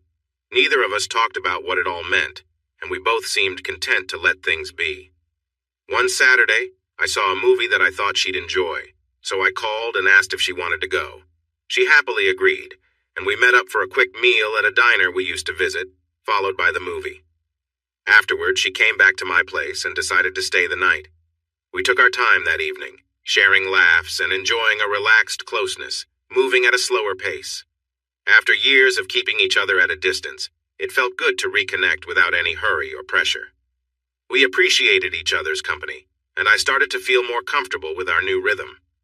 For the first time in a long while, I realized that simply being together, sharing small moments, and enjoying each other's presence was enough. It was a slow, natural adjustment for both of us, but over time, we grew more at ease with the closeness we'd rediscovered. Then at the end, I turned her around, and we connected in a way that felt intense and meaningful. Helen didn't always seem to have those moments of deep pleasure, but she was always happy and relaxed after we were together, grateful even. We cuddled and she showered me with kisses on my neck and face, but we stayed away from any overly sweet words. I wasn't sure if I felt that way, and I think she was wise enough not to say those things even if she did feel them. The next morning she woke me up in a playful way. We spent time together, made breakfast, and then enjoyed some more moments before she headed home. That left me pretty worn out for the rest of Sunday. It had been more than 6 weeks since Helen and I started seeing each other again, and I hadn't told anyone about it, not even Jim. But the next time he and Patty invited me over to dinner, I felt it was too strange to keep it a secret. "Can I share something surprising?" I asked them while we sipped our coffee. "You guys are my most sensible friends, and I want to know what you think." With a serious expression, Jim said, "You're coming out about something, Rob? Patty and I have suspected it for a while. We just wondered when you'd bring it up." I didn't smile. I just told him, "You figured me out, Jim. The truth is, I'd like to keep things fresh. and it has to do with my connection with Helen. For some reason, I hesitated to spill the details. I've actually been seeing Helen again. She's been bringing me meals once a week and leaving them for me. Did you guys know about that?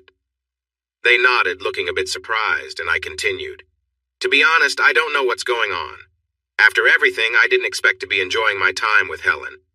I guess I should still be upset with her, but I'm having fun. Patty squeezed my hand. Wow, she said. I didn't see that coming, Rob. I don't think about Helen much, but when I do, I'm often frustrated with her for what happened. But you should do what makes you happy. If being with Helen feels good, then definitely keep seeing her. Jim sat there looking thoughtful. Finally, he nodded and said, I agree, Rob. My loyalty is to you. As long as you're enjoying yourself and she's not causing you pain, I say go for it. We chatted a bit longer, and then Patty asked, Do you think you two might get back together? I really can't say. I can't imagine marrying her again, that's for sure. Been there, done that. But then again, I just don't know. She cooks really well, you know, and I'm enjoying the comfort of having her around. We know each other deeply and get along nicely. All that good marriage stuff that I used to value when our relationship was driving me a bit crazy. I guess I really don't know. I've thought a few times about having her move back in, but I keep hesitating. So I guess I'm not ready for that yet. We talked for a while longer, and when I was leaving, Patty brought it up again. Whatever you decide, Rob, it should be what you want. You deserve to be happy, whether it's with or without Helen. Just take your time with it. She surprised me with a warm hug and whispered, We both care about you, Rob. Thanks, Patty. I feel the same way about you and Jim. I was sitting in the precinct, filling out some paperwork on a burglary case, when Alice walked in. She looked wonderful, happy, and healthy. Could you buy a girl a cup of coffee? She asked. I stood up and hugged her. This is a nice surprise. I'll do better than that. I'm off to lunch in 5 minutes, and if you're nice to me, I might buy you a sandwich. We had Greek salads and coffee at Angelo's. I was trying to watch my weight since my uniform was feeling a little tight lately, and I listened as Alice shared how she was doing. My first impression was right, things were going well with her old boyfriend. Ted has really changed, you know, she said. I had my doubts at first, and we've been taking it slow. But he's really thoughtful and considerate, and it's been wonderful. Then her expression shifted from a big smile to uncertainty. She reached out and placed her hand on my arm. I'm really sorry, Rob. Maybe I'm being selfish talking about him like this. No, Alice, it's fine. I smiled at her. Really, I'm happy for you. You didn't know if it would work out, but you needed to find out, and it is working out. That's great. She looked relieved. I'm glad you feel that way, Rob. You've always been so good to me. Can we still be friends?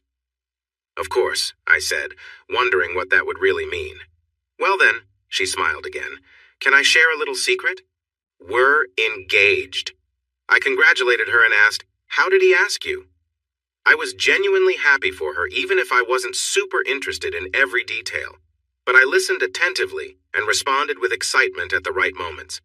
After we said goodbye with another hug and more congratulations, I went back into Angelo's and treated myself to more coffee and a piece of cherry pie. How did I feel about Alice's news? Surprisingly, I wasn't very upset. We had a good time together, but we never really fell in love, at least not like young people often do. I think we could have ended up together, maybe even married or living together, and it could have been nice.